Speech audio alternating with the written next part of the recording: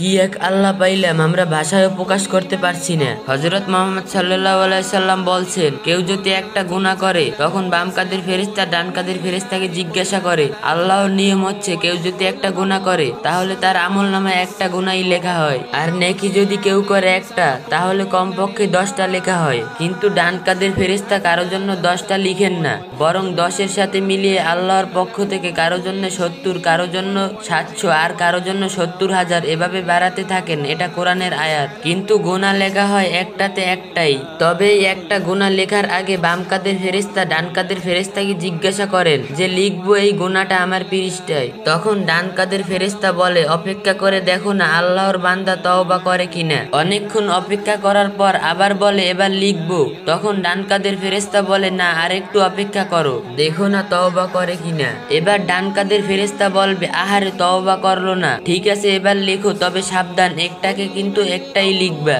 আল্লাহ বললেন, ফেরেশতা একটা লিখে রাখো, তবে খেয়াল রেখো 1 সপ্তাহ পর, 1 মাস পর, 1 বছর পর, 10 বছর পর, 70 বছর পরেও যদি আমার বান্দা তওবা করে আমি কিন্তু তখনও মাফ করে দিব। ফেরেশতাকে ডেকে বললেন, মুছে দাও গুনার পৃষ্ঠা। ফেরেশতা মুছে দেয়। আল্লাহ বললেন, মুছে দিলে হবে না, গুনাহর খালি পৃষ্ঠাগুলো নেকি দিয়ে পুরো করে দাও। সুবহানাল্লাহ। একটু চিন্তা করে দেখুন তো, এই দুনিয়ার মানুষকে কখনো নিজের জীবন দিয়েও খুশি করতে পারবে না, কিন্তু আমাদের আল্লাহকে খুশি করা কতই না সহজ। কিন্তু আমরা কি আল্লাহকে খুশি করার জন্য কখনো কিছু করেছি? কি এক আল্লাহ পাইলাম, আমরা ভাষা প্রকাশ করতে পারছি না। সবসময় বেশি বেশি করে আল্লাহকে ডেকে তওবা করি আমরা, তাহলে নিশ্চয়ই আল্লাহ আমাদের মাফ করে দিবেন ইনশাআল্লাহ।